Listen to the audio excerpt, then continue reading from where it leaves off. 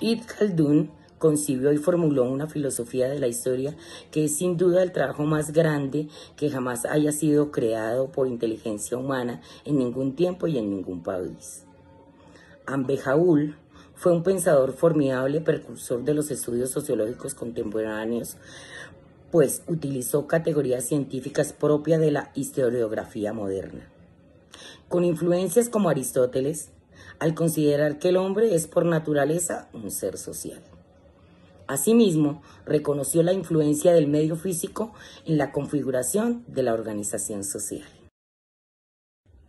Desde la Revolución Rusa de 1917 y hasta la caída del Muro de Berlín en 1989, la mitad de la humanidad vivió bajo regímenes políticos que se declararon herederos del pensamiento Marx.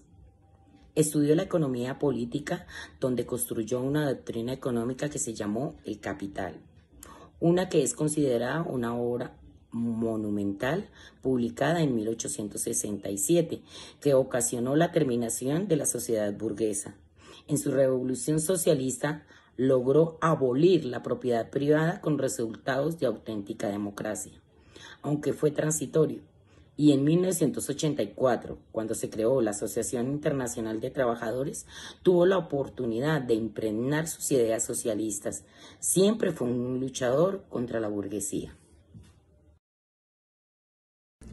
Su espíritu estuvo dominado por la idea de unidad, como unidad del conocimiento, o sea, una síntesis y una ampliación en las ramas especializadas de las ciencias naturales y en la comprensión del hombre mismo.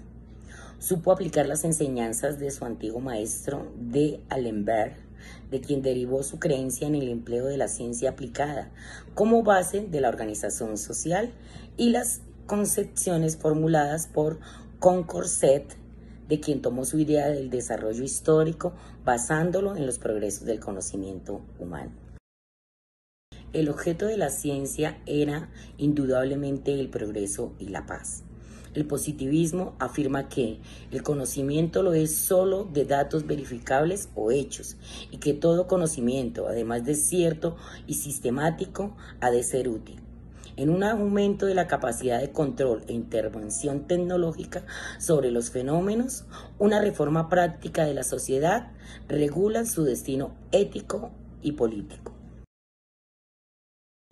Adaptó el concepto de la supervivencia del más apto, explicando que es natural el hecho de que unos sean más ricos y otros pobres. El cambio social fue popular para la época. Trabajaba las ideas del sociólogo francés Auguste Comte para explicar que el cambio social no es una idea por la que se trabaja, sino que algo que se da naturalmente. Entre 1848 y 1853 fue subeditor de la revista The Economic, en el cual predijo que la humanidad se adaptaría a los requisitos de la vida en sociedad y se debilitaría la fuerza del Estado.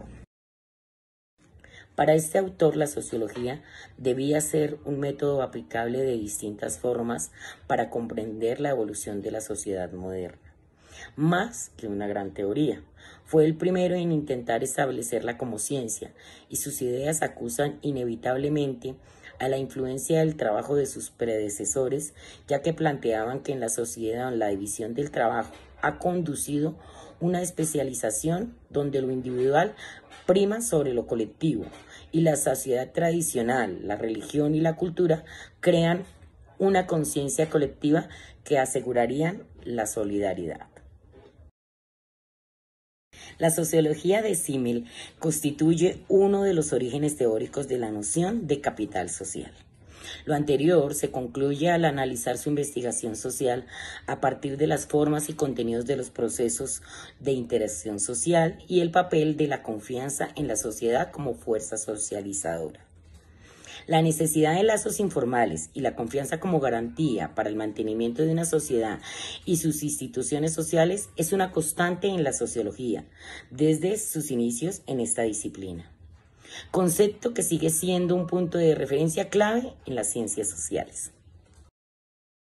Hacia finales de los años 60, sus teorías fueron perdiendo influencia por ser consideradas conservadoras.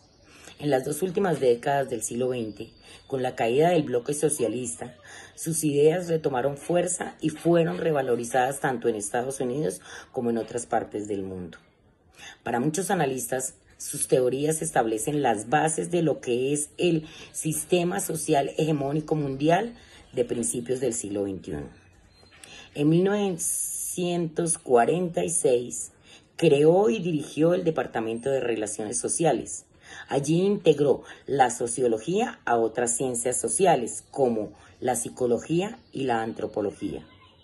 Sus trabajos centraban la atención en la acción social y la acción voluntaria, impulsada por los valores morales y la estructura social. Fue un gran renovador de las ciencias sociales en varios aspectos, incluyendo la metodología. A diferencia de los precursores de la sociología, comprendió que el método de estas disciplinas no podían ser una mera imitación de los empleados por las ciencias físicas y naturales, dado que en los asuntos sociales intervienen individuos con conciencia, voluntad e intenciones, que es preciso comprender. Ejemplo, su método de los tipos ideales, donde estableció los fundamentos del método del trabajo de la sociología moderna y de las ciencias sociales, a base de construir modelos teóricos que centraban el análisis y el discurso sobre conceptos rigurosos. Sus investigaciones se caracterizaban por su profundidad y capacidad innovadora y despertaba interés por la influencia que ejerce en diversas áreas de la teoría social. El gesto verbal es el mecanismo a través del cual se verifica esta evolución, pero para él también la mente es un producto social. La mente o la inteligencia es un instrumento desarrollado por el individuo para hacer posible la solución racional de los problemas. Afirmaba que el ser humano comienza el entendimiento del mundo social a través del juego, es decir, que los niños van adoptando papeles o roles a medida que van jugando. Por ello, se dice que el niño toma diferentes roles que observa en la sociedad adulta y los juega de tal manera que les sean útiles para alcanzar un entendimiento de los diferentes roles sociales. Charles exponía que el carácter conservador de la teoría parsonsiana en sus supuestos valores y postulaciones legitimaban a la sociedad desde desigualdades y con meritocracia. Esto invitaba a las personas a la adaptación a los sistemas establecidos mediante una serie de dispositivos de gratificación, por ejemplo, sanción-castigo. Con esto quería orientar hacia la conformidad y alineación. Con el apoyo que dio a la Revolución Socialista de Cuba y ante la invasión de Bahía de los Cochinos y Playa Girón, lanzó su proclama de protesta en un folleto titulado «Escucha, Yankee». La élite estaba en oposición de los intereses de la mayoría de la población porque sus políticas eran dirigidas hacia el escalamiento creciente del conflicto, la producción de armas de destrucción masiva y la posibilidad de la completa aniquilación del género humano. Su obra filosófica trata de recuperar un punto de contacto entre teoría y praxis, frente a la pretendida neutralidad de los saberes positivos y científicos. Sus trabajos fueron traducidos a más de 30 idiomas. Se decía que era la filosofía del lenguaje. No se trata de dominar al otro como si fuera un objeto, sino de comunicarse con él, de interactuar, de comprenderlo, de utilizar una racionalidad comunicativa. Entonces, la preferencia lingüística, los rasgos fonéticos, sintácticos y semánticos, los caracteres del habla en la emisión, admiten una reconstrucción racional que da lugar a una pragmática universal. Decía, en una situación ideal del discurso, es posible llegar a acorde qué es la verdad, ciencia, qué es lo bueno, ética, y qué es lo bello, estética.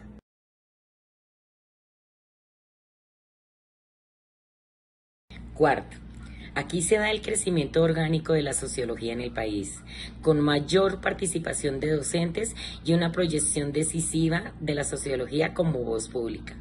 El reconocimiento del desempeño de los sociólogos en el cambio social, la planeación social, los programas sociales del Estado, llevaron un sello sociológico. introduciendo una idea más plural sobre el oficio de los sociólogos en la sociedad. Respecto a este desarrollo se crearon 4 grandes líneas de investigación y de acción.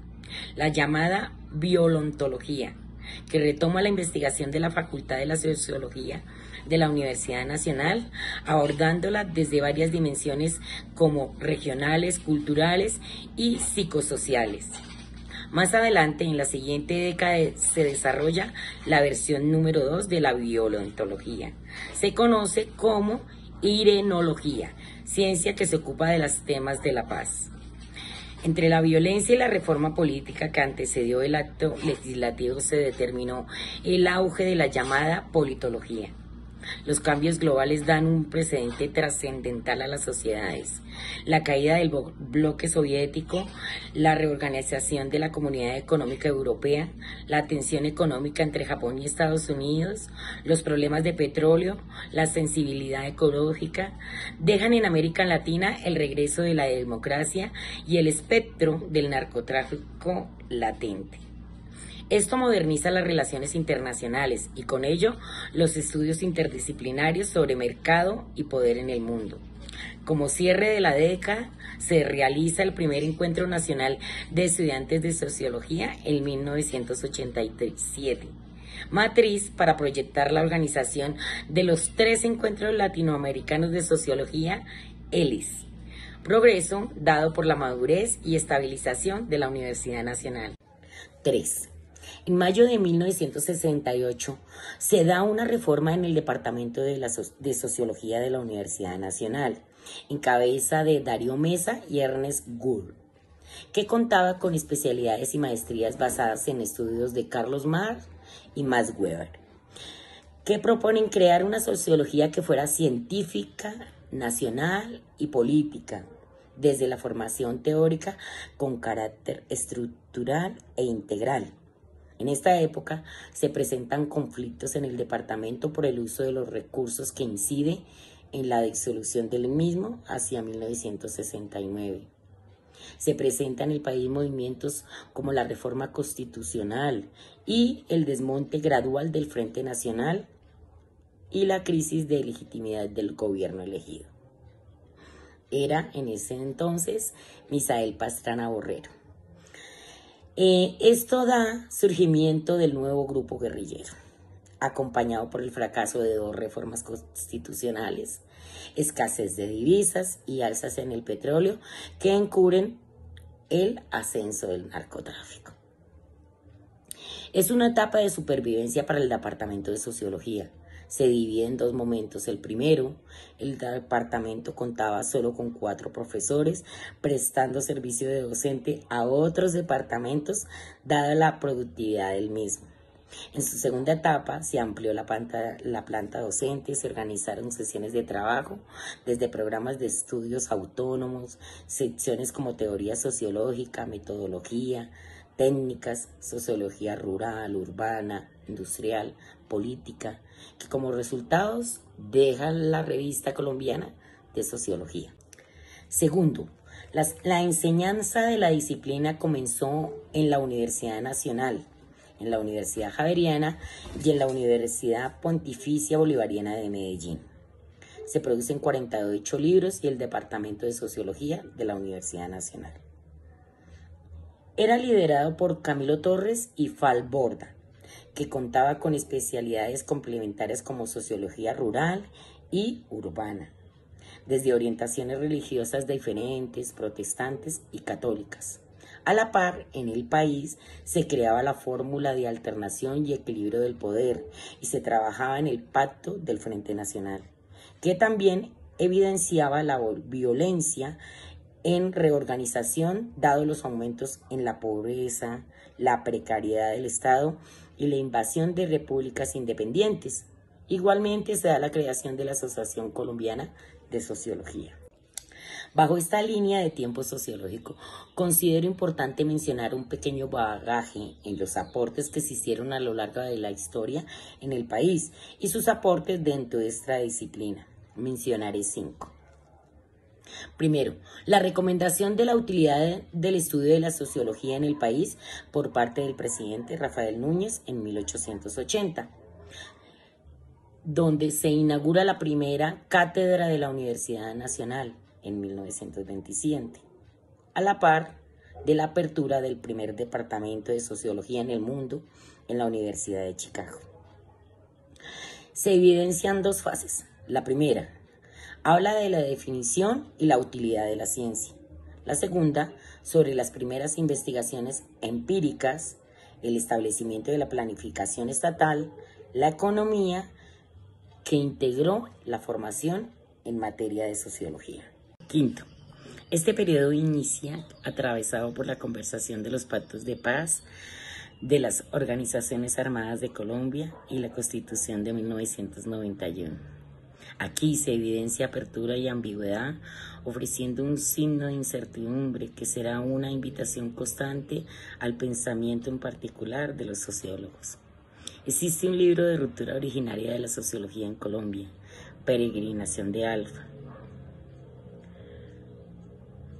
de Manuel Ancísar, quien sería el primer rector de la Universidad Nacional y que desde su libro heredó la búsqueda de la omega, entendido como el fin de la sociología y de la sociedad colombiana. Generaciones han atravesado la búsqueda desde el pensamiento utópico, desde el proyecto nacional, la democracia plena, que es un principio para ser perseverantes en el saber y la discusión racional que confronta distintos saberes. Como gran precedente se demuestra la ausencia de sinergia, en donde hay un efecto mayor a la suma de las partes, donde coordinan fuerzas que sin ello obran en diferentes direcciones. La sociología y el Departamento de Sociología de la Universidad Nacional, entendidos como sinergia para, primero, que la sociología contribuya a la paz, la democracia, los derechos humanos, el fortalecimiento de la sociedad civil, entre otros. Dos, que el desarrollo y coordinación con otras entidades nacionales e internacionales se construya un doctorado de calidad que fortalezca así la investigación y la calidad de la enseñanza. Muchas gracias, tutora y compañeros, por leerme y escucharme.